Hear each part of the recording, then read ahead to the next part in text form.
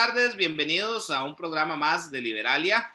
Hace días que no estábamos por acá y hoy vamos a reiniciar con este espacio de análisis, reflexión, discusión, conversación, que es básicamente para mí la parte más importante, sobre temas de actualidad nacional, política y científica, tecnológica, de todo tipo, desde una perspectiva liberal progresista, y como siempre tenemos invitados para que nos vengan a hablar sobre diferentes temas.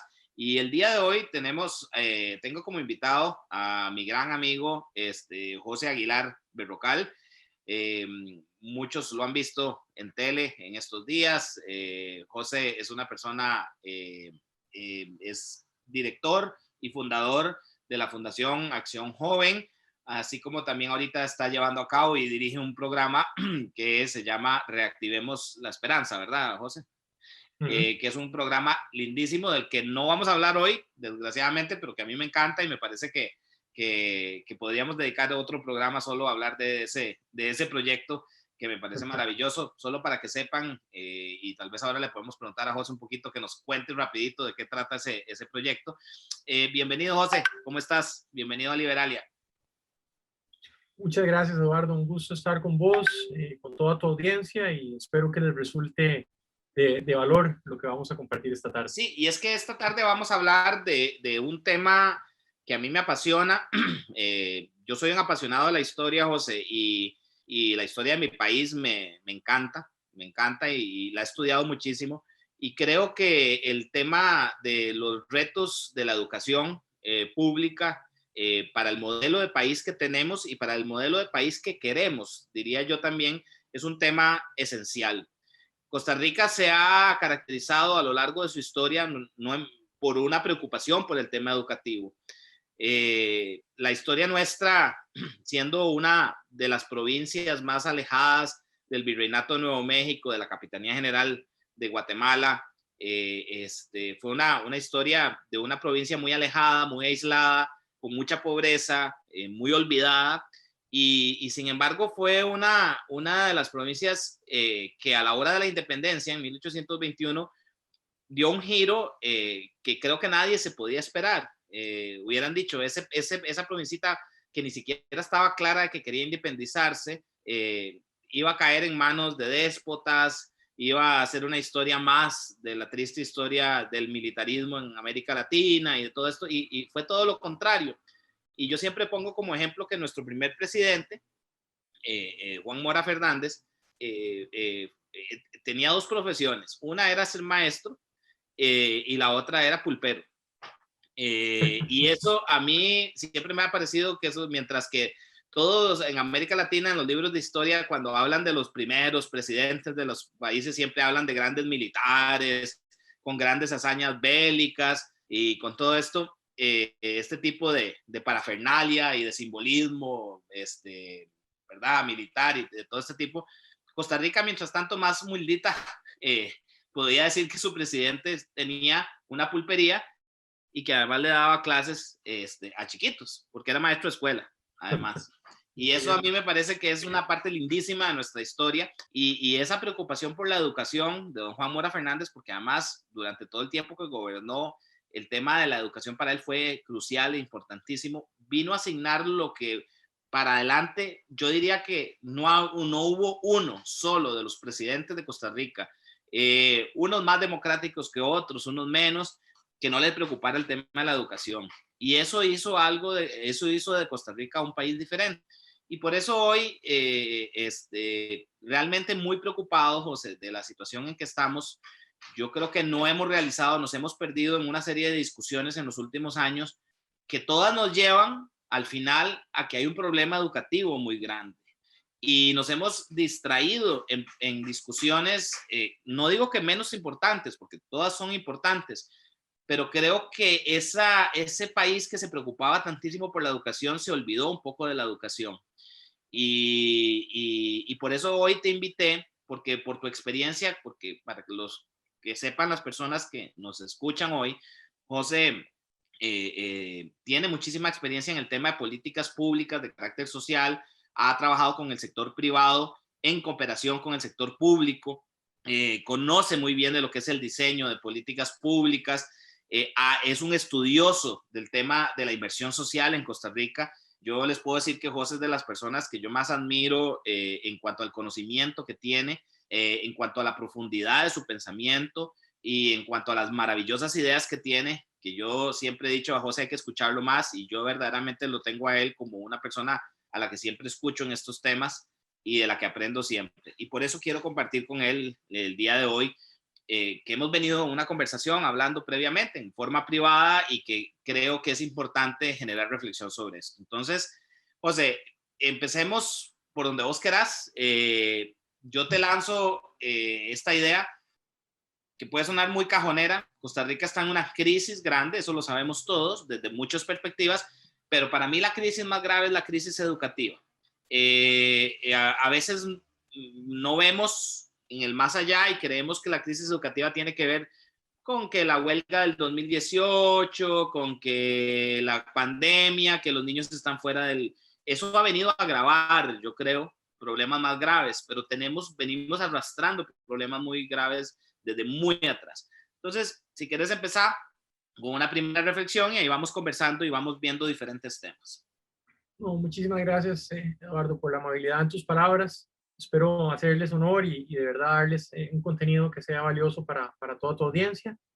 Siempre procuro prepararme para estos espacios y tratar de abordar los temas con evidencia, con data de las fuentes públicas creíbles, de manera tal que no se vea como una percepción, digamos, inventada, sino algo que está sustentado. En ese sentido, si me lo autorizan, me gustaría compartirle a todos los que van a escuchar tu programa algunas láminas en donde tengo unos datos que me ayudan a contar la reflexión que quisiera hilar en este espacio. Excelente.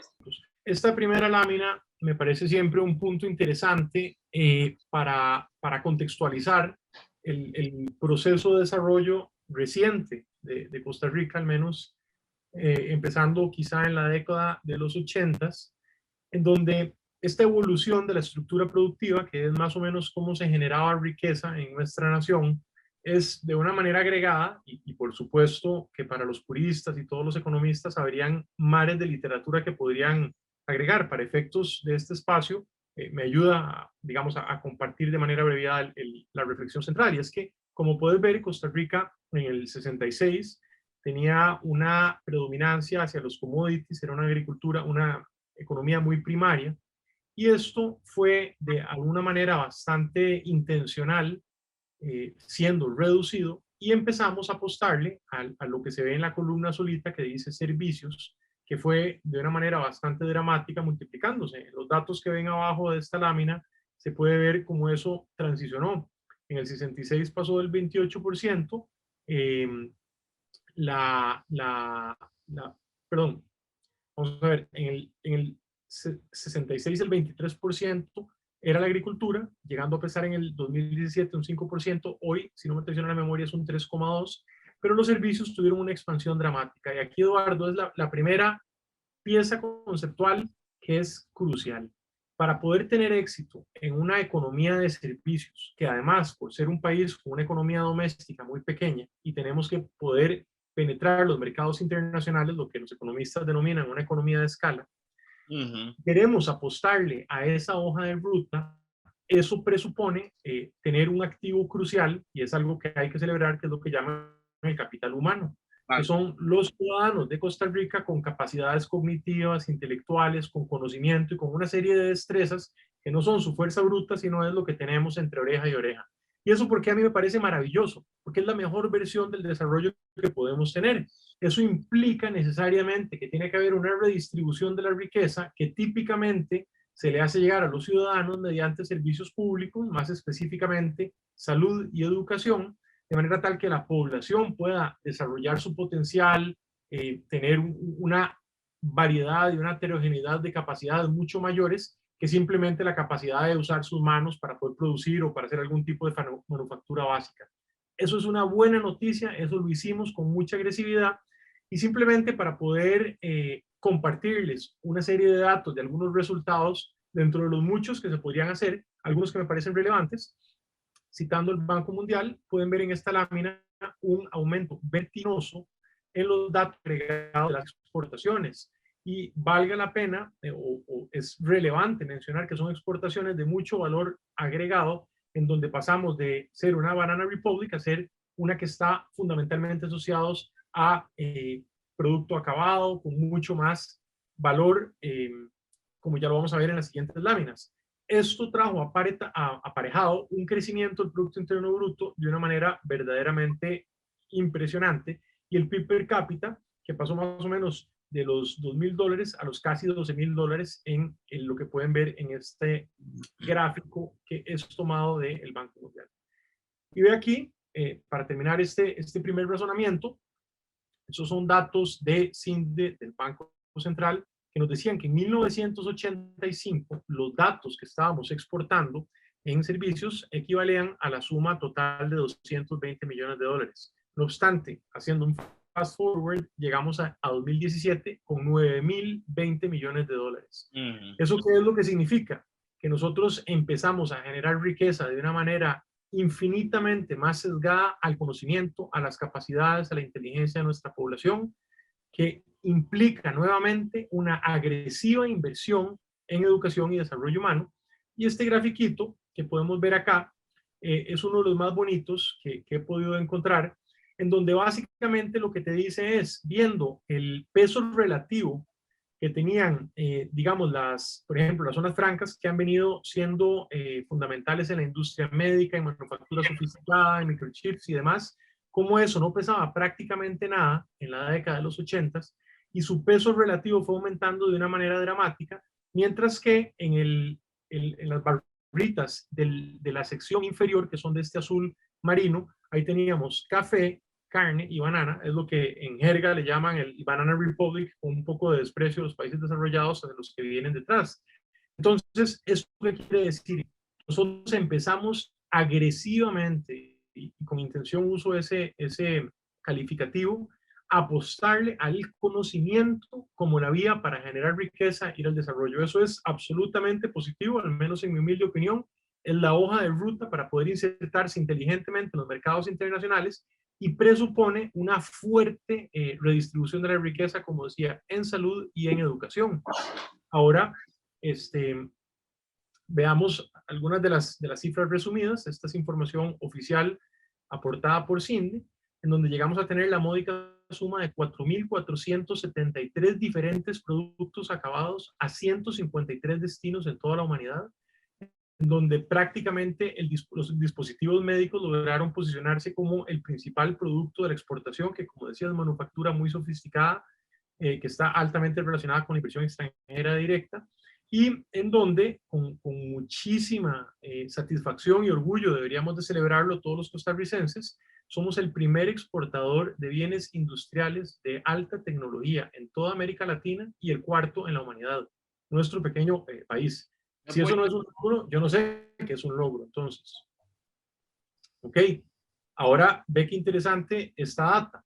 Aquí podemos ver algunos de los tipos de oficios, empleos, oportunidades laborales que se abren derivados de estos esfuerzos. ¿Para quiénes? Para aquellos que han podido tener oportunidades educativas de alta calidad, que tienen ya sea cursos técnicos o bien educación terciaria terminada. Con una gran frecuencia también se solicita el dominio de la segunda lengua, más específicamente el inglés. Entonces ve qué interesante, por ejemplo, jefe de desarrollo en sistemas, el salario promedio sin cargas sociales en estas industrias son de $3,400, y el presente 75 estamos hablando de $4,060, y ahí puedes ver cualquiera de estos otros rubros que son digamos, las oportunidades que le abren para todos los hijos y los jovencitos de los señores adultos que van a estar viendo tu programa, con la condición de ¿qué? De que la calidad que le ofrecemos a los costarricenses sea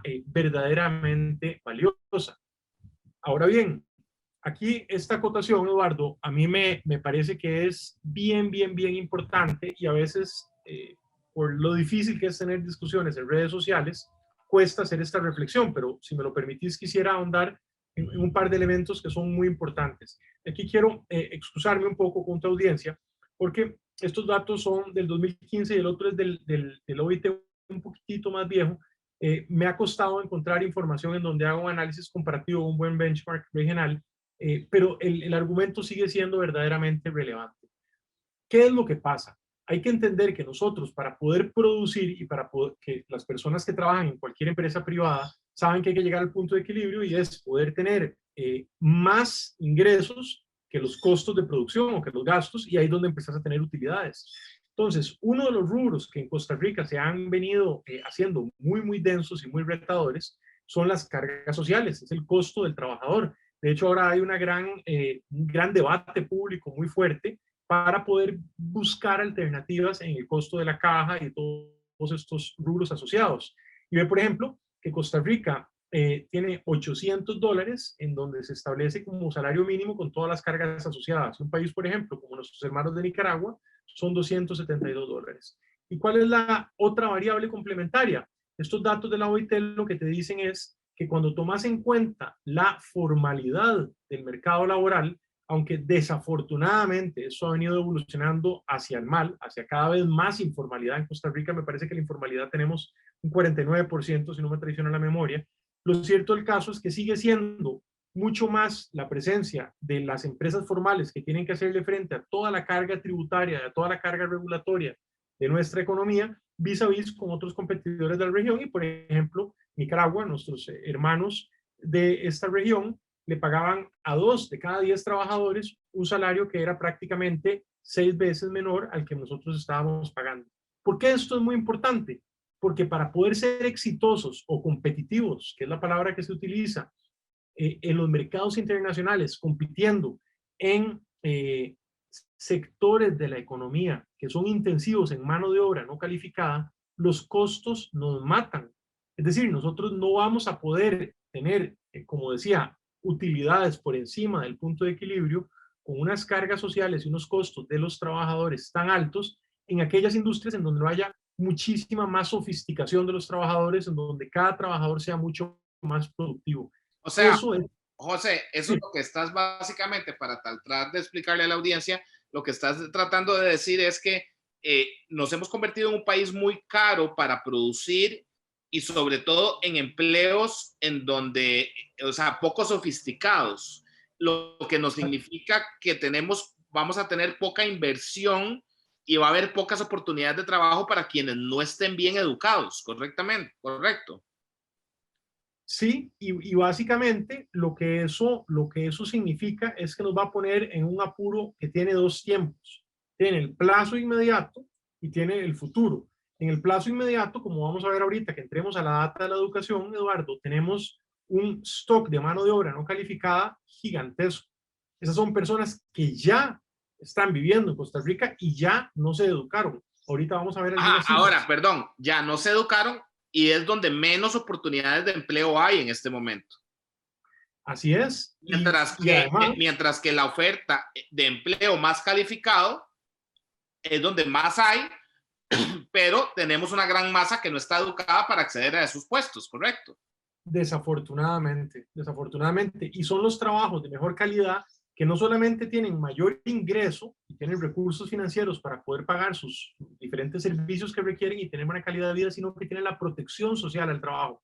¿Qué me refiero con eso? Seguro médico, seguro riesgo del trabajo, pensión, etcétera, aguinaldo, cotizar para poder eventualmente ser sujeto de un crédito.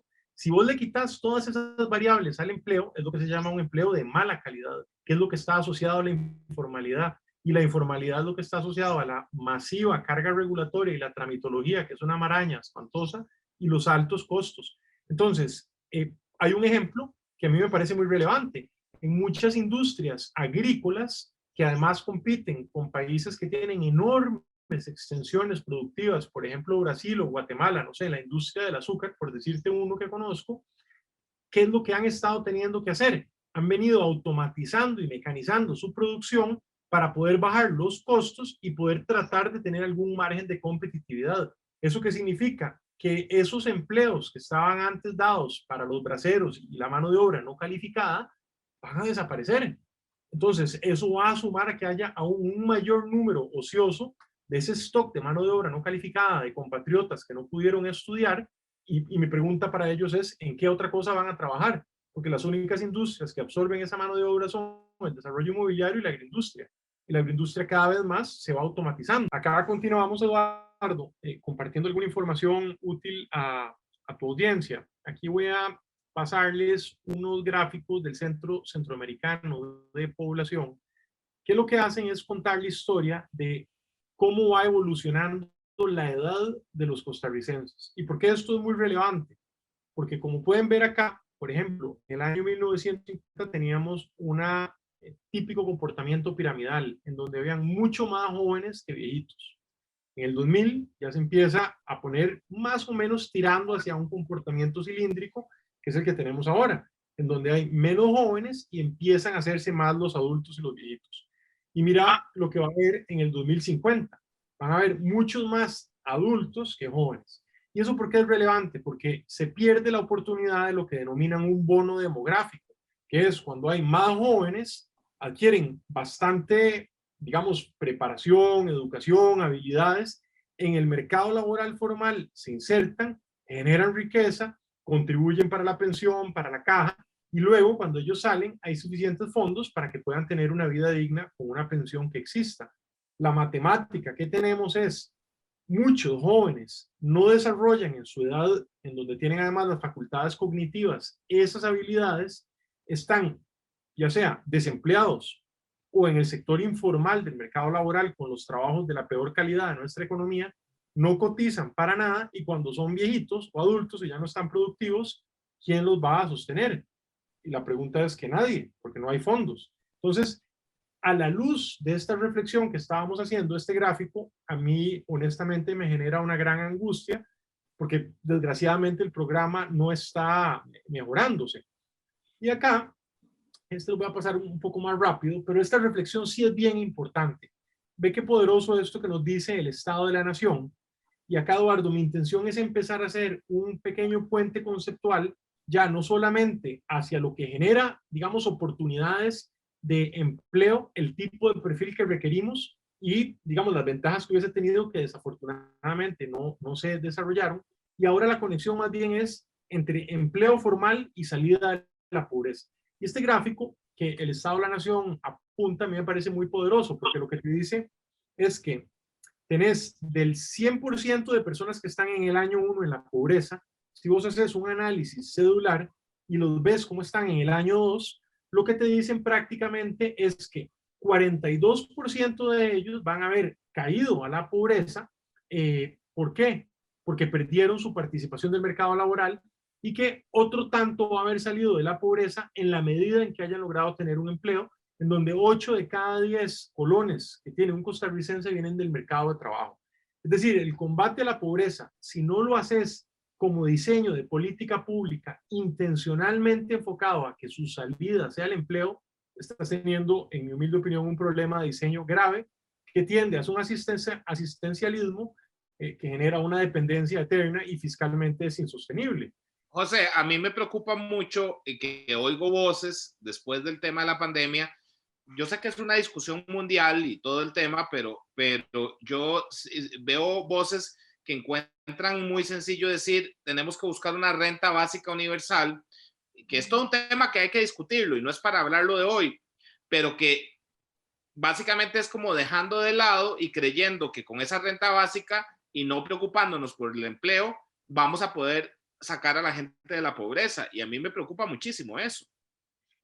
Sí, Eduardo, yo tengo que ser transparente con tu audiencia y decir que he estado buscando mucha literatura y en este momento me siento con grandes dudas. Te digo una, por ejemplo, que es de índole ética y también se va a convertir en una fricción política. Hacete de cuentas que vas a decir que le vas a dar una renta básica a un segmento importante de la población porque va a ser sustituida por algún algoritmo o algún tipo de desarrollo, digamos, tecnológico. Pero habrán otros que van a poder seguir trabajando. No sé, decirte las personas que están, no sé, atendiendo un restaurante, por decir el primer ejemplo que se me viene. Entonces, ¿cómo va a ser la narrativa moral en una democracia para decirle a un segmento de la población que se esfuerce, que trabaje, que lidie con todo lo que implica el día a día de esa actividad y a otros que no, que simplemente van a mantenerse en su casa? Por decirte un, y adicional a eso, No, no, y digamos, no quiero desviar tu presentación, sino nada más dejarlo ahí como planteado, porque lo que vos planteas con datos es muy claro. O sea, para salir de la pobreza necesitamos hablar de empleo. Más allá de cualquier duda. O sea, Mm. toda la literatura especializada, casi que de cualquier punto de vista ideológico, quiero decir, coincide en que el empleo formal es básicamente, digamos, esa bisagra que une la política económica con la política social y hace sostenido el bienestar de ese individuo y además un ciclo virtuoso, que es el argumento que quiero hacer acá, en donde le ayudas al desarrollo de tu país ya en su conjunto. ¿Por qué? Porque cuando vos ves el empleo formal que te genera, estás logrando que las personas coticen para las pensiones, estás logrando que tengan los ciudadanos y sus familias que están trabajando acceso a un sistema de salud, Perdón, estás logrando... perdón, con esto del acceso al seguro de salud, un gran engaño en que hemos caído en este país, que la cobertura de salud es universal. Con los niveles de informalidad que tenemos, eso es una gran mentira. Desafortunadamente la informalidad ha avanzado alarmantemente y lo que decís, en muchos casos, por el diseño de las políticas que han estado tomando en la caja, resulta ser prohibitiva también para los trabajadores independientes, de Claro. manera tal que siguen, a pesar de que no quisieran, se ven casi que forzados a seguir en la informalidad y eso es un mal negocio para todos. Y siguiendo el razonamiento, estás haciendo aportes obrero-patronales, en donde claramente los aportes patronales son significativamente mayores para el INA en la capacitación, para el PANI, para FODESAF, y ahorita argumento lo de FODESAF, que es algo crítico. Tenés cobertura del riesgo del trabajo del INS, recibís aguinaldo, todos los derechos laborales que están estipulados en nuestra Constitución, te haces sujeto de crédito, contribuyes al fisco. Es decir, es una maravilla el mercado laboral formal. Creo que debería ser prioridad de prioridades para cualquier aspirante a tener el poder político en este país, ver todas las formas posibles para que el mercado laboral formal sea real y crezca. Y ve esto que te decía de FODESAF.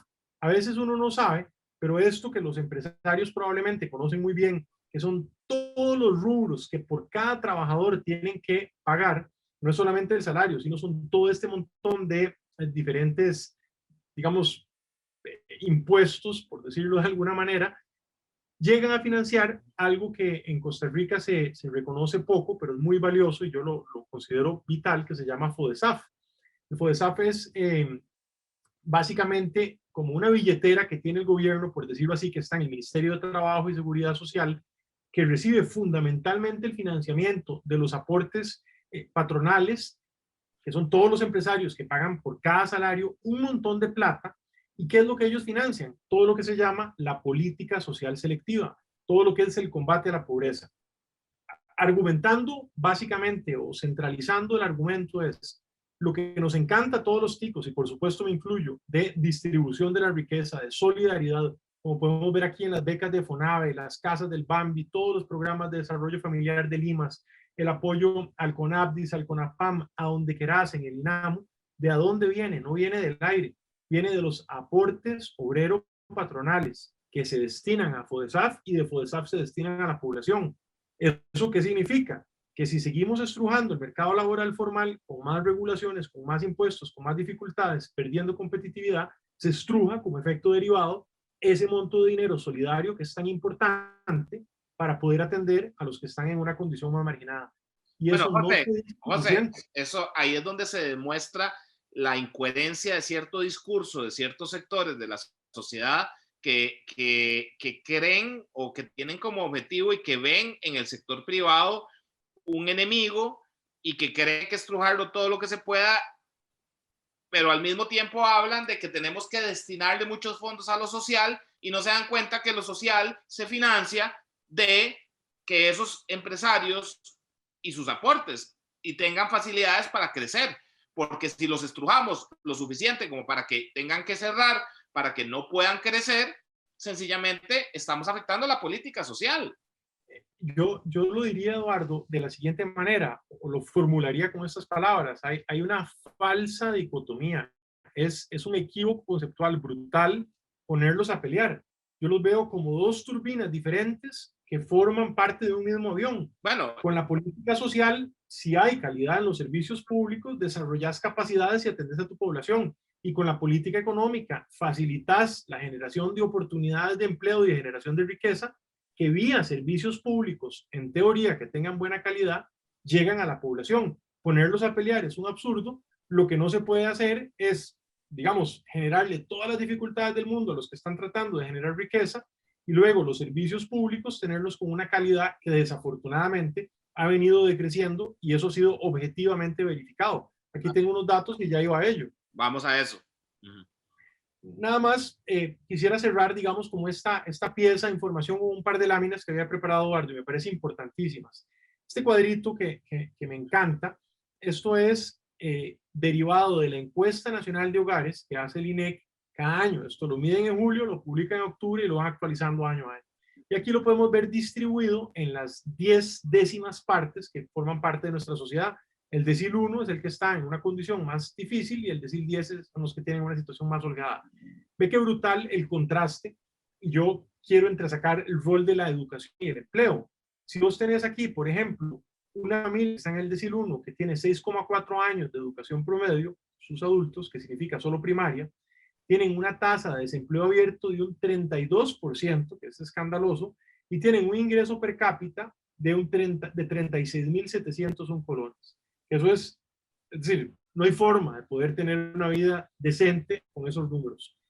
Si te venís acá, veamos el decil 9, que tenés 11,9 años de educación promedio, que es secundaria completa y algunos cursos técnicos quizá. Bajás el desempleo de 31,6 a 2% y pones el ingreso per cápita de 36.000 a 644.000 colones. Es otra vida, es otra existencia y hay dignidad. Y además, quiero traer tu atención a esto que a veces es un nombre técnico y suena muy aburrido, pero hay una historia muy bonita de desarrollo humano, que es la relación de dependencia económica. ¿Eso qué significa? Las boquitas que comen del ingreso de los adultos mayores de 15 años que están trabajando.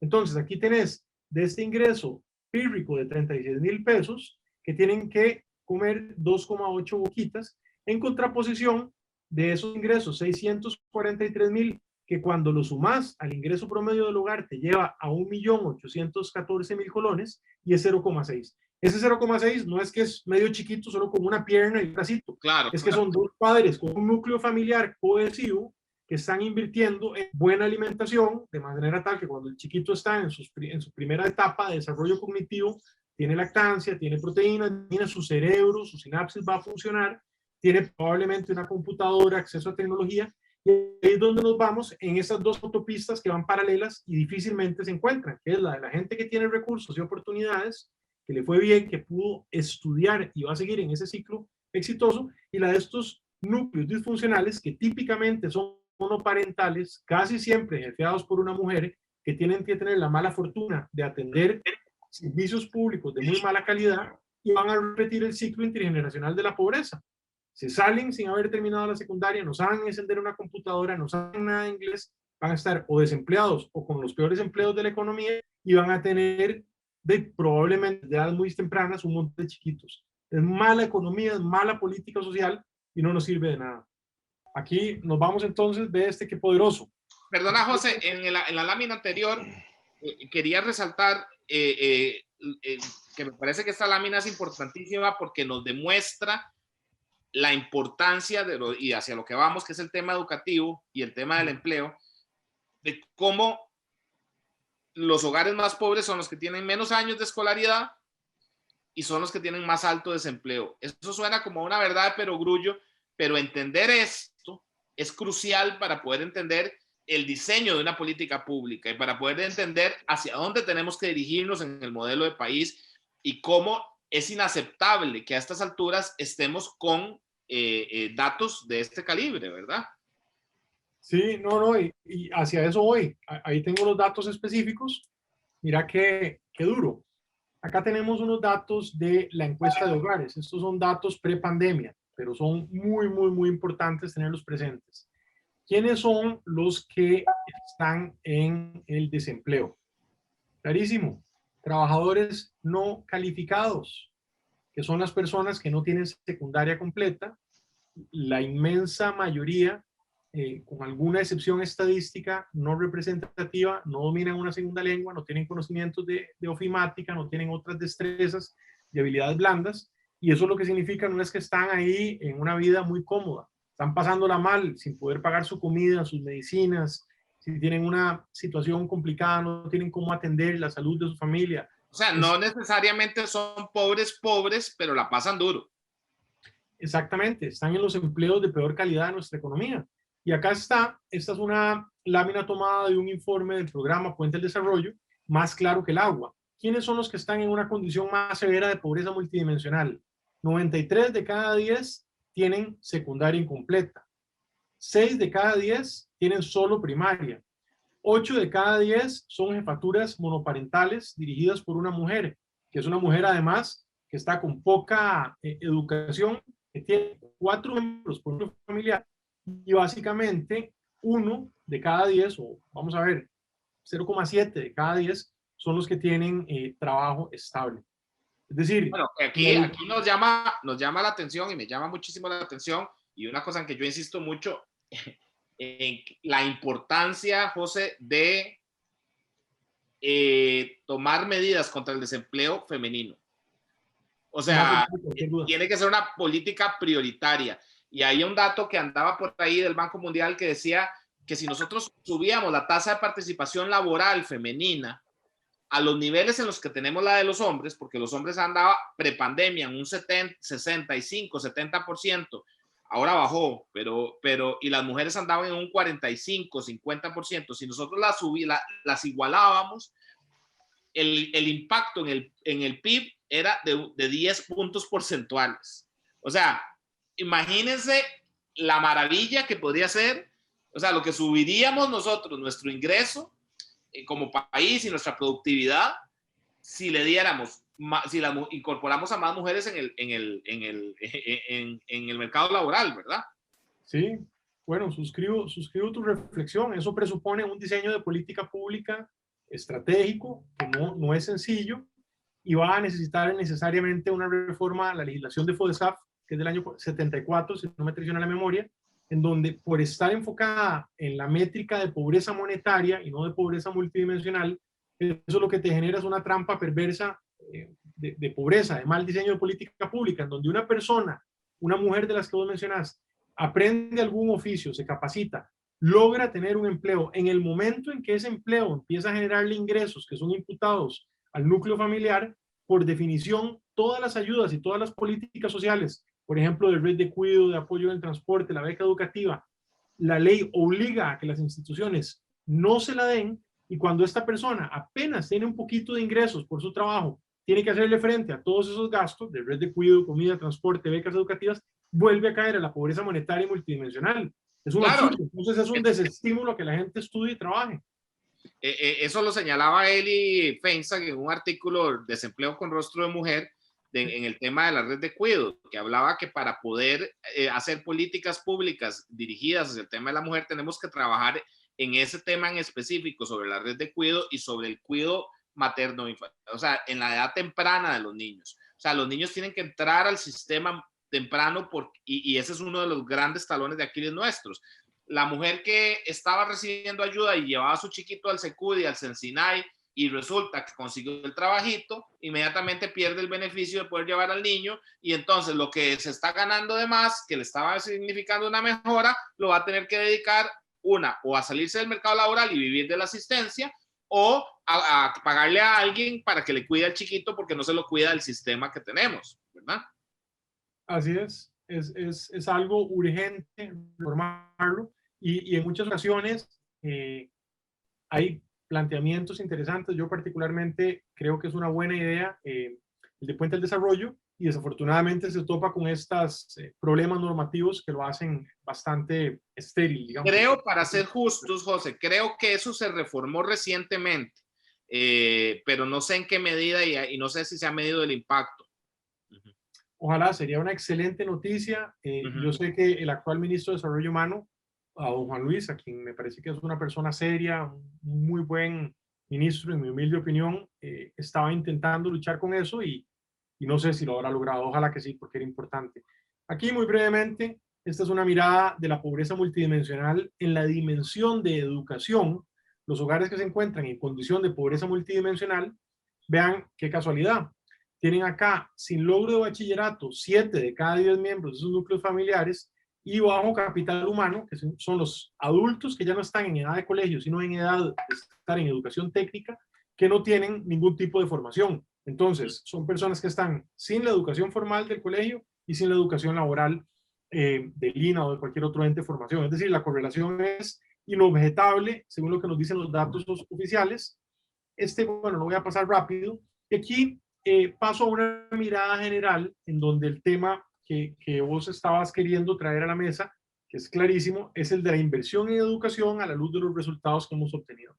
Acá, basándonos en datos de FODESAP, del Staff de Hacienda y del Banco Central, lo que podemos ver es cómo se ha venido haciendo, como pueden ver en este gráfico, una acelerada inversión y aumento en lo que se llama redistribución de la riqueza. En la línea roja pueden ver en educación pública, en la línea verde, salud pública, y la azul es en inversión en combate a la pobreza y la política social selectiva de FODESAF, a la que me había referido antes. Entonces, nada más acá, como siempre me da un poco de curiosidad cuando escucho muchas aseveraciones muy agresivas contra el neoliberalismo, que uno de sus fundamentos implica el cierre de la institucionalidad y la reducción de la inversión social y la inversión pública. Citando el Estado de la Nación, que es una entidad muy seria, con un gran rigor conceptual y factual, lo que ellos indican es que lejos de haberse reducido, aumentó, en donde podemos ver que en esa época supuestamente neoliberal, entre el 90 y el 2010, se crearon 118 entidades que representa para ese momento un 43% de incremento en relación a lo que había en el 90. De manera tal que es una afirmación un poco inexacta, o por lo menos no sé en cuál data se estarán basando. No, ninguna, José, y ahí yo te voy a meter, vos sos más políticamente correcto. Para mí es un gran mito, es un gran mito que se ha perpetuado y que hay que empezar a desenmascararlo. La famosa larga noche de la que habla cierta gente en la izquierda, en donde supuestamente se desmanteló el Estado Social de Derecho, no tiene ningún sustento fáctico ni con los datos, porque no ha habido época en que le hayamos destinado más dinero a la educación, a la seguridad social, a la creación de entes estatales. Y con esto quiero dejar claro que yo no es que, o sea, que yo soy un gran crítico, no de que se le destine dinero, sino que de que le destinemos dinero sin medir resultados y sin tratar de rectificar y ver y darnos cuenta de si ese dinero que estamos destinando está teniendo efectos. Sí, sí, sí. Yo, como siempre conversamos, yo creo en el Estado, creo en los servicios públicos, y me duele que lo que me arrojan las cifras oficiales denota un deterioro muy grave de la calidad de los servicios públicos. Y es que entonces, yo creo, José, hay otro mito, y yo te lo digo yo como liberal, de creer que los liberales estamos en contra del Estado. Eso es totalmente, o sea, eso es una falsedad. Yo creo en el Estado también. Lo que pasa es que yo creo en un Estado que sea eficiente y que los recursos que les destinemos se traduzcan en servicios de calidad para la población. Lo que yo no creo es en ver el Estado como un fin en sí mismo. Coincido. Coincido. Acá buscando láminas representativas, encontré algunas muy interesantes. Esta es de una investigación que comentamos de previo, de un gran economista, el señor Ronulfo Jiménez, que hizo para la Academia de Centroamérica, donde básicamente el foco de su análisis es cómo ha venido comportándose la asignación presupuestaria a esta actividad, la educación pública, y a dónde se ha venido invirtiendo el grueso de esos recursos. Este grafiquito, que es muy amigable al lector, lo que nos dice es que prácticamente se duplicaron en promedio los salarios que se le dan a los educadores. Yo aclaro que eso me parece excelente y correcto, siempre y cuando a cambio de esa inversión recibimos una excelente calidad educativa, una excelente formación a nuestros chicos, que desafortunadamente no es lo que se deriva de los datos oficiales. Entonces ahí tenemos un problema. Aquí podemos ver en donde básicamente lo que se dice es que en el 94 el peso dentro del Producto Interno Bruto del gasto en educación o la inversión en educación era de 3,6%, en el 2017 llegó a un 7,8%, 8% del Producto Interno Bruto, no, del PIB nominal, y que hay un mandato constitucional que está básicamente diciendo que hay que llegar al 8%. Acá. Y que ahí, y que perdona José, y que yo cuestiono esos datos cuando se pasó al 6% en 1998, luego se pasó al 8%, yo cuestiono muchísimo ese dato porque hasta la fecha nadie me ha podido explicar por qué lo que tenemos que destinar a la educación es un 8 y por qué no un 10, por qué no un 15 o por qué no un 6 o por qué no un 4. O sea, para mí ha sido una cifra que se han ideado de forma arrojadiza y que no nos hemos ni siquiera preocupado por ver si estamos siendo eficientes en ese gasto. Sí, es un planteamiento muy legítimo el tuyo. Yo en la literatura no he encontrado ninguna relación causal de un monto específico como porcentaje del Producto Interno Bruto y un parámetro de calidad. Por el contrario, lo que dicen, sobre todo reflexiones de la OCDE, que me parece que es una entidad muy seria, es que hay múltiples políticas y diseños innovadores que con menos recursos permiten a ciertos países como Vietnam, que es un caso que me gustaría resaltar ahora, que ha venido teniendo un éxito educativo significativamente mayor. Entonces, entiendo tu planteamiento. Yo personalmente en la literatura especializada no he encontrado ninguna reflexión. No, y lo tenés, perdona, vos tenés, o sea, solo analizar comparativamente países de la OCDE que son punteros en el tema educativo y el monto que le destinan de porcentaje del PIB anda por el 5, el 4, algunos el 6, por ahí. O sea, no, con esto hay que decir que yo no creo que haya una cifra que podamos decir es la que hay que destinarle. Yo creo que lo que cada país tiene que establecer es hacer un análisis profundo de lo que necesita, de lo que puede dar y de lo que le puede destinar. Pero crearse una meta artificial como la que nos hemos creado solo por el prurito de decir que le destinamos mucho dinero a la educación es una gran irresponsabilidad desde mi punto de vista. Sí, yo te confieso con total transparencia que yo me decantaría a que la sociedad haga el mayor esfuerzo presupuestario posible para invertir en desarrollo humano con la condición de que se use con una planificación estratégica y que le pongan métricas a la ejecución de esos fondos. Y entre más recursos podamos invertir en desarrollo humano, mejor. Pero tenés toda la razón de que si no se evalúa y no se planifica y no hay un rigor conceptual, como decíamos antes, de que eso tenga ojalá una salida en el mercado laboral formal, desafortunadamente es un uso realmente subóptimo de esos fondos. Aquí podemos ver como un benchmark, esta fue una presentación que había hecho, que en paz descanse, un gran economista de este país, don Edgar Yales, en donde básicamente lo que estaba haciendo era un análisis de cómo íbamos nosotros vis a vis la OCDE.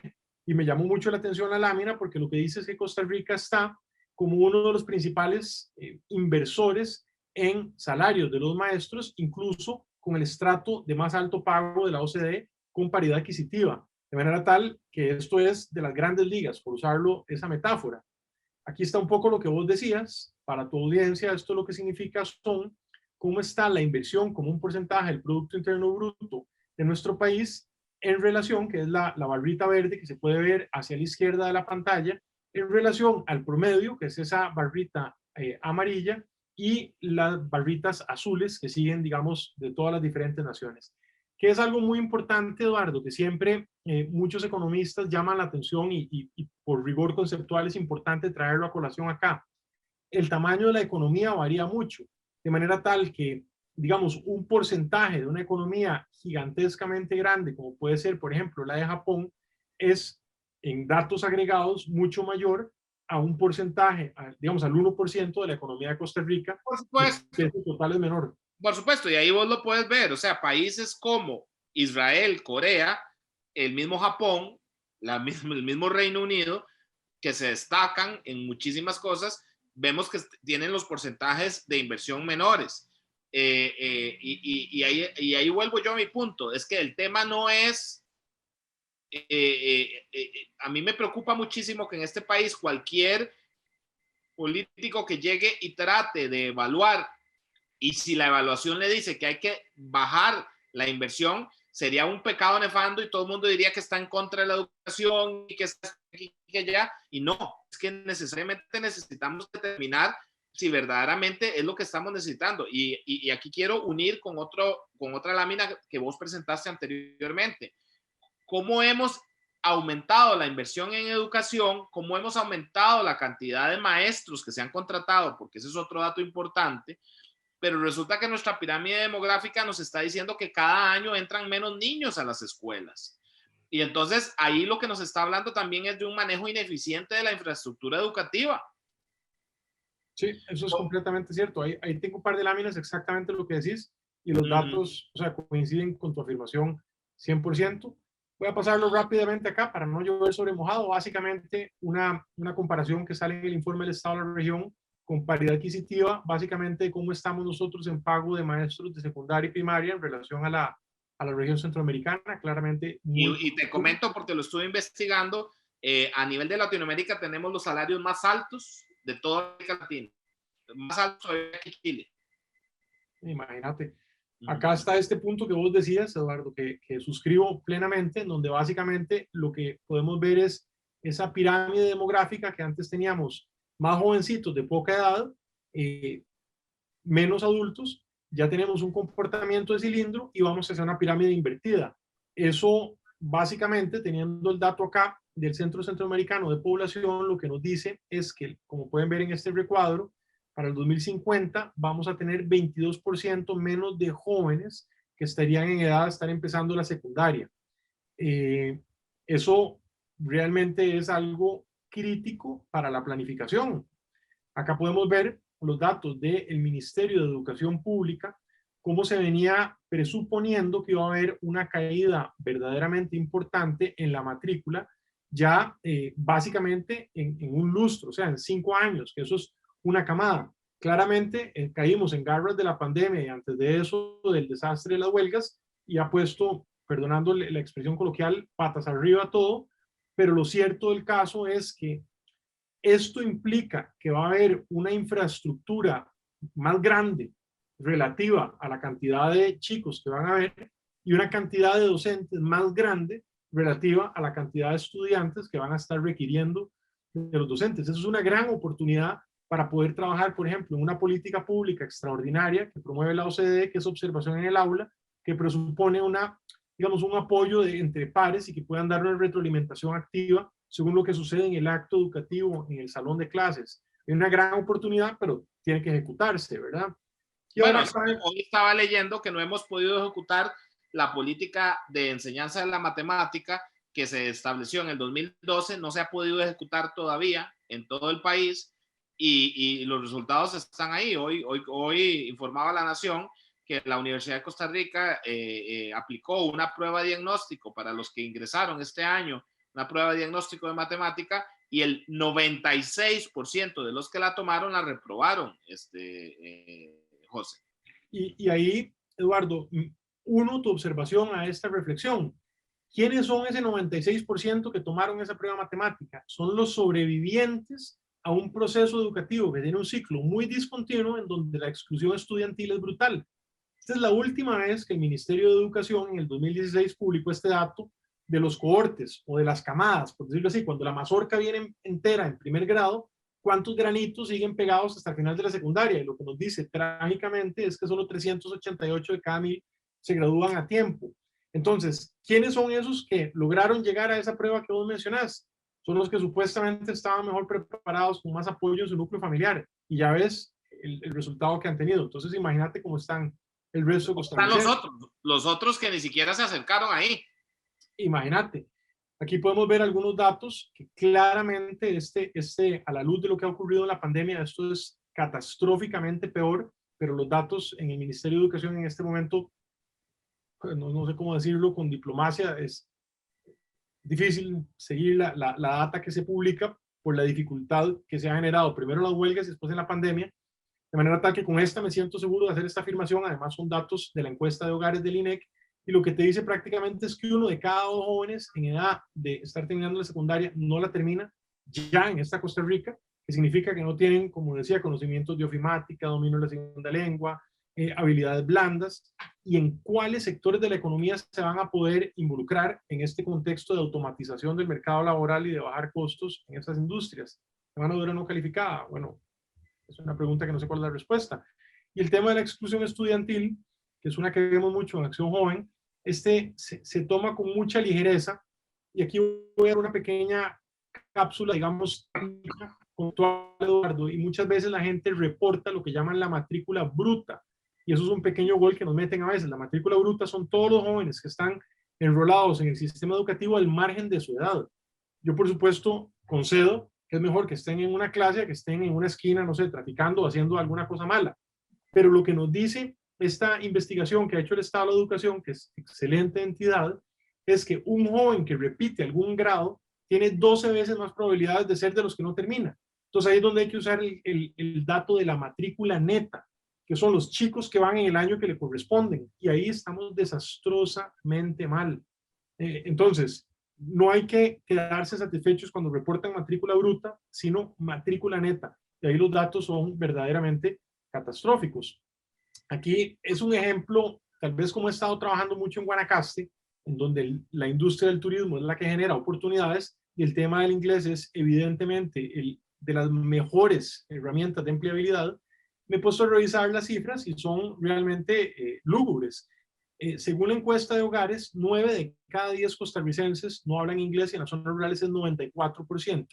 Y cuando vos te pones a ver acá cómo se compone ese 1 de cada 10 trabajadores que sí habla inglés, entendamos que es esa pequeña élite, 8 de cada 10 de ese 1 están en el sector privado, 0,2 de esos están en todo el gran gobierno, por ahí está el Ministerio de Relaciones Exteriores, el COMEX, el ICE, el ICT. Entonces mi pregunta es, ¿cómo están los centenares o miles de docentes de inglés que están enseñando inglés? O sea, los docentes de inglés están metidos dentro de ese 7% del gobierno central. Que ahí se lo pelea todas las instituciones que te mencioné, que por definición ocupan gente que habla inglés. Qué horror. O sea, la pregunta también del millón es, ¿qué les están enseñando? Bueno, los resultados, según lo que dice la encuesta de hogares, no es mi interpretación, es que no aprenden inglés, ninguno. Ve este dato, Eduardo, caete de espaldas. Este gráfico a mí me patea las vísceras, porque tengo mucho amor por Guanacaste, conozco el lugar y sé las oportunidades que existen. Básicamente lo que te está diciendo el recuadro rojo es que vamos a enfocarnos no en la escolaridad promedio. La escolaridad promedio de la región guanacasteca, de la región chorotega, son 8,3 años y el conocimiento, el dominio de la segunda lengua básicamente es de 96 de cada 100 no hablan inglés. Eso es general. Vamos a ir específico a quiénes. A los que tienen más escolaridad de la población, que son los que terminaron la educación secundaria técnica completa, que son 12 o 13 años seguidos de educación. Esa pequeña élite, de cada 100 que se logra graduar, tenés 94 que no pueden dominar el nivel básico de inglés según la encuesta de hogares. No sé si me logré explicar, tenés una gran masa que ninguno habla nada y tenés una pequeña élite que estudió 13 años seguidos en el sistema educativo formal, de los cuales solo 6 de cada 100 pueden tener un dominio en el nivel básico del inglés, que es de las principales herramientas de empleabilidad para ir al sector formal del mercado laboral. Bueno, que ahí, o sea, eso también a mí lo que me está diciendo es, podemos crear todas las fuentes de trabajo del mundo que se te puedan ocurrir en Guanacaste, con hoteles, con servicios asociados al turismo, con servicios de restaurante, de esto y que el otro, que al final esos puestos de trabajo que van a necesitar inglés no los van a poder ocupar las personas de la región chorotega. Exactamente. Hay un estudio, si no me traiciona mi memoria, era del año 2013 o 2014 del INCAE, y tristemente no lo pude conseguir en esta ocasión, pero sí recuerdo bien que era como 92% de los puestos administrativos y altos eran ocupados por no guanacastecos, en prácticamente la totalidad de las empresas. Claro. O sea, ¿quiénes van a ocupar esos puestos? Los que tienen las cualificaciones. ¿Quiénes son? Los que están en el Valle Central, son los que se tienen que ir a Guanacaste. Y eso te genera un grandísimo reto si vos sos una persona que está tratando de generar empresa en Guanacaste, porque tienes un enorme déficit de trabajadores calificados, tenés que traerlos de otros lados, pagarles las amenidades. ¿Y qué pasa cuando esa persona dejó lejos a su esposa, a sus hijos obtiene otra vez una oportunidad de trabajo cerca donde vive, te deja botado y se va de regreso a su país o a su comunidad y tienes una rotación laboral enorme que te genera una gran inflación salarial. Entonces es un problema sistémico enorme en esta industria. Y lo triste de esto es que, Eduardo, ya se ha pagado vía tributos al MEP, al INA, a los programas del Ministerio de Trabajo, y tenés luego que volver a pagar como sector privado por capacitaciones privadas por tercera y cuarta vez después de que ya te facturaron esos otros servicios públicos. Ahí es donde no sale la matemática. Bueno, ahí es donde, perdona, ahí es donde se ve el desperdicio de recursos. O sea, estamos destinando una ingente cantidad de recursos en capacitarlos, salen sin capacitarse, y entonces es el sector privado el que tiene que asumir una capacitación de emergencia, por decirlo de alguna manera. Entonces estamos destinando 2 veces recursos para lo mismo, o 3, o 4. Exactamente. Y yo quiero reiterar, o sea, mi punto conceptual y de política pública, yo creo la importancia de pagarle al MEP, de pagarle al INA, de pagarle al Ministerio de Trabajo, pero que lo hagan bien. O sea, yo no, jamás diría que no les paguen. Hay que pagarle, pero que lo hagan bien. Eso sí. Yo creo que coincidimos completamente, José.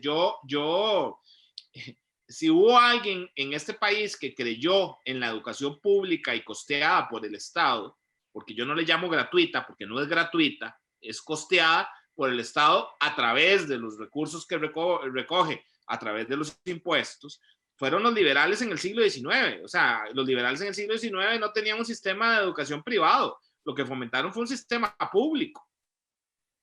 El tema que estamos hablando aquí no es que esto lo asuma el sector privado o no. El tema es que no podemos seguir botando la plata de esa manera. Desafortunadamente, y quienes más sufren son las personas que no tienen ahorros o fincas o empresas, conexiones, porque ¿en qué van a ocupar su vida? ¿Cómo van a desarrollar su potencial si no van a poder aspirar a ocupar esas oportunidades que les ofrece su entorno? Van a tener una vida difícil, desafortunadamente, y ahorita vas a ver cómo la amarro con un riesgo del contexto costero tremendo que tenemos en América Central y en Costa Rica. Aquí un par de data también, y quiero reiterar que me he esmerado en no dar mis interpretaciones personales, estoy tratando de aportar evidencia objetiva, en este caso la OCDE, de las pruebas PISA, que son pruebas estandarizadas en donde se miden las habilidades cognitivas de matemáticas, ¿cómo se llama? Reflexión, interpretación de la lectura, de las ciencias y demás. Y este, Eduardo, es una de las más dolorosas porque lo que nos dice es que cuando vos ves cuáles las categorías de éxito, tenés 0, que es el más malo, y 6, que es el mejor. Básicamente nosotros tenemos en Costa Rica la seguidilla de evaluaciones que nos han hecho en 4 ocasiones, que hemos venido deteriorándonos de manera importante. Hay una curva inversamente proporcional en mayor asignación de recursos financieros y mayor caída de calidad educativa objetivamente verificable. Aquí lo que nos dice es que entre el nivel 1 y 2 prácticamente tenemos a 9 de cada 10 costarricenses, y voy a leer literalmente la definición técnica que da esa entidad. Dice: los alumnos que están por debajo del nivel 2 no pueden interpretar y reconocer preguntas que requieren más de una inferencia directa, no pueden usar algoritmos básicos, entiéndase, suma, resta, multiplicación y división, fórmulas o procedimientos para resolver problemas usando números enteros, y no pueden interpretar resultados literalmente. Ahí tenemos a 9 de cada 10 costarricenses según la OCDE y las pruebas PISA. Esto es una catástrofe nacional y no está dicho, interpretado subjetivamente de nadie. Son los resultados que tenemos comparativos. En las ciencias, básicamente, como puedes ver, tenemos prácticamente entre el nivel 1 y 2, que tiene la misma lógica, cerca del 80% de los jóvenes que no pueden tener, digamos, el análisis de combinación de variables para poder llegar a una conclusión. Son facultades cognitivas muy elementales las que no estamos pudiendo dotarle a nuestra gente. Este grafiquito acá era un punto que te hacía, revisando la literatura, me llamó mucho la atención el caso de Vietnam, en donde lo que pueden ver para las personas que están siguiendo tu programa es esta columna vertical, es cuál es el puntaje que obtienen los jóvenes en su promedio en cada una de estas naciones. Entre más alto, como pueden ver acá, mayores son sus facultades cognitivas. Y acá, hacia la derecha, el eje horizontal, son los recursos financieros que se invierte por estudiante. ¿Qué es lo que el caso de Vietnam refleja según estos informes, que es pues un benchmark literatura comparada? Básicamente que Vietnam está incurriendo en una cantidad de recursos significativamente menores que Costa Rica, que está acá, y está obteniendo un desarrollo de facultades cognitivas en ciencias, en matemáticas, en interpretación de la lectura, significativamente mayores. Eso va a tu punto de que el monto no es necesariamente predictor del resultado, sino la calidad y la sofisticación en la política educativa que se implementa en cada nación. Y eso es muy sugerente para algunas de las reformas que tenemos que hacer en nuestro país. Este otro cuadrito, Eduardo, es bien preocupante. Lo tomo del estado de la educación nuevamente. Voy a tratar de explicarlo en sencillo. Lo que nos dice esta cifra, este circulito de color rojo, es que todos los padres de familia que tienen una menor escolaridad, que pueden ver desde la secundaria incompleta hasta ninguna, digamos, nivel de alfabetización, que es la mano de obra no calificada, envían a sus hijos a el colegio público, a la escuela pública, que desafortunadamente, como hemos visto, tiene problemas importantes.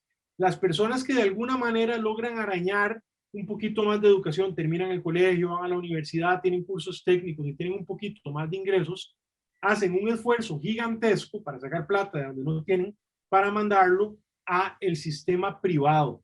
Y ahora en la pandemia, como hemos visto, ¿qué es lo que pasa? Hay dos Costa Ricas, una que tiene internet con cable coaxial, con estabilidad de banda ancha, con dispositivos móviles, con una computadora o una tableta, y el resto del país, que a pesar de que tenemos fondos multimillonarios para poder tener conectividad y en el ministerio tienen infraestructura y demás, no tienen acceso al servicio educativo, y eso en una modalidad bimodal, como es lo que está teniendo que hacerse en este contexto de pandemia, significa que va a haber una Costa Rica que va a poder aprender y una gran parte de nuestra nación que se va a quedar completamente bloqueado.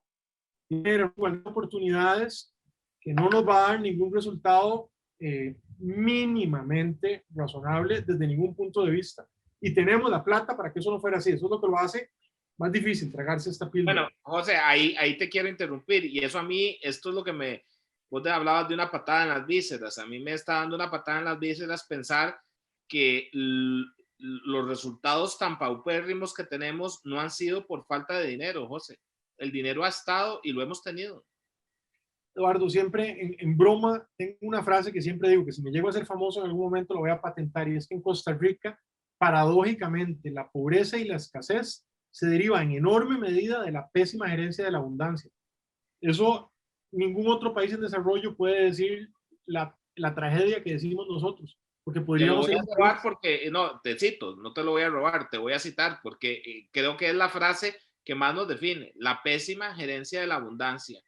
Así podría definir miles de cosas en este país.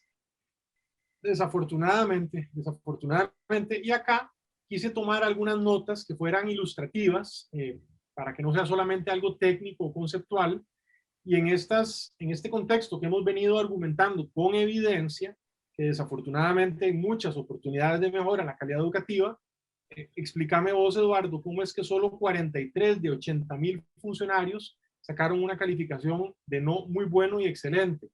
A mí no me sale la matemática. Y de ahí se gatilla de manera legal el acceso a una suma muy importante de pluses y de bonificaciones que desafortunadamente no parecieran estar justificados. Yo quisiera hacer una pequeña aclaración, y es que, por ejemplo, estoy pensando en una persona que aprecio mucho, doña Mitzi, que es la directora de un excelente colegio público en Villarreal, en Guanacaste, a quien admiro y respeto, que han logrado implementar modalidades educativas, bachillerato internacional, tecnología.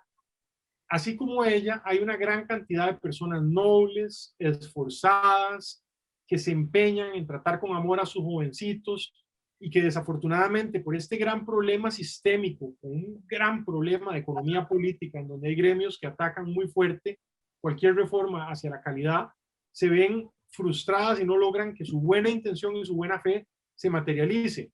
Entonces, quiero resaltar que reconozco que he tenido el placer de conocer en Punta Arenas, Chacarita, en Limón Centro, en miles de lugares en Guanacaste, en barrios urbanos marginales, a excelentes funcionarios que me consta que sacan el dinero de su bolsa para ayudar a sus jóvenes, y los grandes problemas de administración, de gestión, de nula información, les impide hacerlo. Y lo he visto y los conozco y quiero rendirles honor. José, Desafortunadamente, la tendencia es otra. Sí, José, yo concuerdo con vos. Y esto lo quiero aclarar, el ver estos datos y el señalarle estas grandes falencias no es un ataque al magisterio, no es un ataque a los maestros, a los directores. Conozco, al igual que vos, directores que se dejan la vida tratando de hacer su trabajo. Esto es un análisis y una crítica al sistema, a la gerencia política.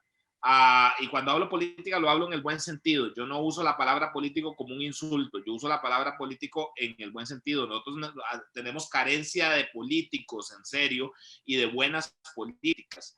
Pero si seguimos haciendo las cosas de la misma manera, José, no vamos. Y aquí quiero un poquito para ir cerrando, porque, o sea, pucha, de verdad que podríamos pasar horas.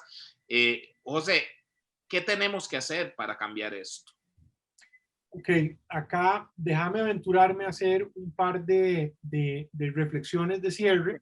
Nada más no quiero dejar de decir esta, Eduardo, que me parece muy importante y que está cerca de mi corazón por el trabajo que hemos podido hacer con jóvenes.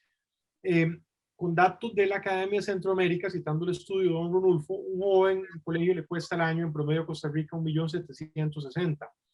Basándonos en entrevistas que han sido publicadas del director de adaptación social, este fue del año 2013, le costaba a un joven en el sistema penitenciario 8,5 millones de colones, sin contabilizar lo que es el costo, digamos, de captura, que es muy difícil lograr que la policía lo agarre y todo lo que eso presupone, luego el proceso judicial que va a durar no menos de 3 años, y cuando un jovencito que no tiene oportunidades, que tiene un núcleo disfuncional en un entorno muy adverso, termina en la cárcel, entre los 19 años y va a salir los 25, 26 con un PhD en delincuencia organizada, sin un núcleo familiar que lo respalde, sin acceso laboral, eso lo que va a llevar es a que repita este ciclo casi que de inmediato. Entonces es muy malo. Y cuando uno se pone a ver que no es casualidad que 9 de cada 10 privados de libertad, según el Estado de la Nación, no tenga secundaria completa, te preguntas cómo nos va a ir a nosotros, siendo un país centroamericano en donde el Banco Mundial lo que dice es que 9 de cada 10 kilos de cocaína que se consumen en Estados Unidos pasa por tierra, por América Central, y ves este gráfico terrible, que es de este mismo estudio del Banco Mundial, que te dice que un kilo de cocaína en las montañas de Colombia puede costar $1,000 y vendido en el retail de América del Norte puede llegar a costar $170,000. Entonces, lo que llaman el narcomenudeo tiene toda la liquidez para en una sociedad muy consumista y materialista seducir a estos jovencitos con el celular, con ropa de marca, ofreciéndoles un sentido de pertenencia, y eso es gravísimo si no lo atendemos. No es solamente el mercado laboral, es la subjetividad de estos chicos rotos, desmotivados, sin amor, sin afecto, que estamos dejando abandonados en el país y que captura esta gente. Y acá, bueno, voy a cerrar brincando algunas reflexiones importantes con algunos puntos dentro de muchos que se podrían hacer. De ninguna manera esto es exhaustivo, pero algunos que me parece que valen la pena. No puede ser que no contratemos a quienes, en mi humilde opinión, tienen el rol más importante en una nación, que son los educadores, sin que se haga una evaluación de capacidades, de capacidad cognitiva, de habilidades didácticas, de compromiso verdaderamente verificable. Solo porque presenten un título de cualquier universidad, muchas con poca calidad, no debe ser suficiente, y eso repercute en que en el acto educativo se haga de una manera muy subóptima. Básicamente estamos en un contexto que ya empezó, que viene con una agresividad feroz, que es la cuarta revolución industrial, la automatización del mercado laboral, en donde el tipo de destrezas que van a requerir los seres humanos para poder seguir en el vagón de desarrollo son aún más exigentes. Vienen muchas buenas oportunidades. Yo me confieso un adepto de la tecnología, la apoyo, la aplaudo, pero entendiendo que hay que, en la transición en la que estamos, darle capacidades a la gente, si no vamos a estar en apuros importantes. Eso lo tiene que entender el Ministerio de Educación a fondo, los educadores, y tienen que poder adaptar sus tácticas y sus contenidos. Me parece que si no se hace una prospección de mercado laboral, y acá ya no se debe de hacer una prospección de mercado laboral con el espejo retrovisor, viendo cómo era la economía de antes. Aquí lo uno con el punto 2. cómo va a ser esa economía en donde ya estamos y hacia el futuro, qué es lo que nos va a tocar en este mundo de algoritmos, de realidad aumentada, de mecanización en la agroindustria, cómo vamos a poder a nuestros jóvenes darles capacidades. Y si eso no está, por ejemplo, materializándose con programas de formación dual, de colegios técnicos en pasantías, de una coordinación dinámica e intensiva con el sector empleador, realmente vamos a estar en grandes apuros. El punto principal, en mi humilde opinión, es en tener un sistema de información, de data precisa, que le permite hacer un monitoreo en tiempo real a la gestión educativa, a la calidad, al éxito educativo.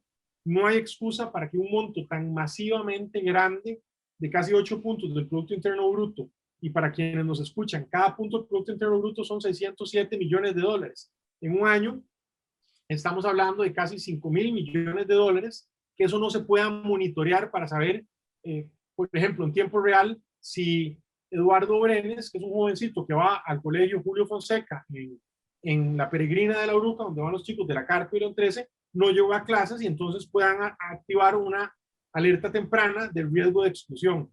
Para eso hay miles de plataformas que ya existen. El PIAD fue una que estuvo impulsando AED y me parece que no debería de haber excusa para que no se utilice, y a hoy eso no ocurre, y eso es un problema de gerencia espantosamente serio porque están a ciegas.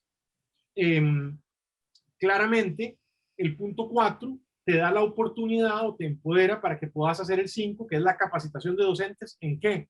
Ahí es donde están fallando. Vimos el caso del inglés. Y José, y entender que los maestros entiendan que esto no es una persecución con ellos, ni el sistema los va a poder echar porque no estén capacitados. Es poder medir en dónde están fallando para poderles dar esa capacitación. Así es, completamente, y que no sea arbitraria y que se pueda, digamos, también aprovechar.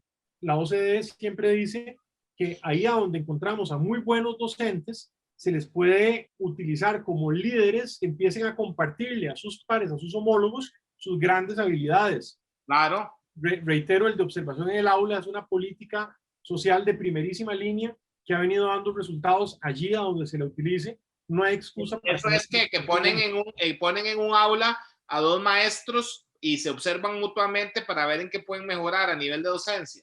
Sobre todo uno que tenga una serie de destrezas y expertise. Ok, es como un mentor, o sea, exactamente. Alguien, una mentoría, o sea, alguien que sea muy bueno, que le ayude a este otro a levantar las clases. Exactamente, no es punitivo, es formativo, es para aumentar su cajita de herramientas y que pueda tener una retroalimentación constructiva. Aquí no es de venir a golpear o a afectar a nadie. Claramente, sobre todo en los anillos de las zonas urbanas marginales y en las zonas costeras, es fundamental fortalecer actividades deportivas y culturales que le permitan a los chicos generar vínculos sociales de amistad, de arraigo, de pertenencia sana, edificante, y que no terminen reclutados por la delincuencia organizada, que eso está sucediendo a borbollones, sobre todo en estas épocas en donde está el mercado laboral del turismo y las costas completamente destruido. No hay dinero, no hay oportunidades, y los únicos que tienen liquidez no son los buenos de la película. El protocolo de alerta temprana, aquí, si me das un chance, luego podemos elaborar, pero la gente se sorprende de algo tan sencillo como es pasar lista. Si vos tomas los 3 minutos o los 3 minutos que te pone llamar por su nombre a los jovencitos, y cuando alguien no está, inmediatamente vía WhatsApp hacer el primer contacto, llamada telefónica el segundo, o si no, hacer una visita intradomiciliar, y poder reducir dramáticamente la exclusión estudiantil y lograr salvar a ese jovencito de que su vida vaya en picada. Y por supuesto, como no podría ser diferente, lograr capitalizar la enorme liquidez y la masa de recursos financieros que tenemos para que haya conectividad con banda ancha y con los dispositivos móviles, ojalá computadoras, porque los celulares no son buenos para la lectura y demás, para que en esta nueva normalidad de la formación bimodal, los jóvenes de menos recursos no se queden excluidos vis a vis con lo que está sucediendo en las personas de los mayores deciles de ingreso per cápita, y genera una desigualdad espantosa. Qué impresionante, José. O sea, bueno, yo no tengo palabras, realmente creo que hiciste un recorrido impresionante, nos diste una radiografía espeluznante, pero yo siempre soy optimista, y yo, si algo también conozco de vos, es que también sos un gran optimista. El trabajo que vos estás haciendo ahorita en Guanacaste demuestra eso, que a pesar de que sabes, pues sabes dónde asustan, igual lo que hay que hacer no es ponerse a quejarse de lo mal que está, sino hay que empezar a tomar acciones. Lo que pasa es que ya no podemos patear la pelota más rato. O sea, para mí sí urge que haya un compromiso absoluto con el tema educativo, y tenemos que convertir de la educación, y en eso yo, de verdad, como secretario general de un partido político que va a participar en estas elecciones, voy a meter todo lo necesario para que la educación sea un tema, o sea, el empleo, el tema económico es un tema prioritario, por supuesto, pero tiene que ir de la mano con el tema educativo. O sea, no podemos dejar a nuestro país abandonado, a nuestros niños, a nuestros jóvenes, porque además las fallas en educación se pagan a largo plazo. O sea, lo que estamos viendo ahora nos va a estar pasando factura dentro de 20 años, porque no vamos a poder crecer con las capacidades que necesitamos, no vamos a tener la mano de obra porque no se les educó a tiempo. Y después es mucho más caro conseguir, cuando ya entran en la vida adulta, donde hay parejas, hijos, que esas personas le puedan dedicar, y trabajo, que esas personas le puedan dedicar tiempo a la formación, es mucho más difícil. Es cuando ellos pueden dedicarse a educarse, cuando hay que educar a las personas. Entonces, definitivamente yo creo que esto tenemos que tener en cuenta, que esto es una emergencia nacional. Así es, Eduardo. Y como cierre, a mí me gustaría hacer una aclaración de lo que he podido ver, porque me siento moralmente obligado a hacerlo. He tenido la oportunidad de compartir con relativa cercanía con algunos jerarcas. En los gobiernos de liberación pude estar relativamente cerca de don Leonardo y de don Mario Mora, su viceministro, luego de doña Sonia Marta en la administración del Partido Acción Ciudadana, y pude ver su gran conocimiento, su genuino compromiso, su sacrificio en muchos aspectos de sus propias vidas y de su trabajo, y cómo problemas de economía política que no tenían que ver con el diseño de las políticas públicas, sino con negociaciones de índole más electoral, se interponían completamente, y grupos con fuerte poder de veto, gremios, sindicatos, que en esa coyuntura política electoral entorpecen. Uno que recuerdo con mucha admiración, que me gustaba muchísimo, es de las políticas públicas más lindas que he visto en mi vida, se llamaba Ética, Estética y Ciudadanía.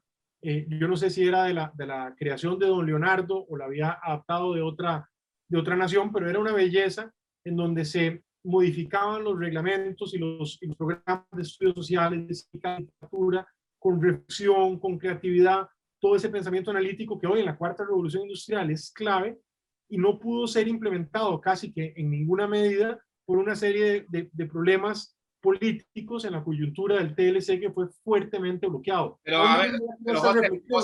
sabes que el problema es que no podemos seguir con buenas intenciones.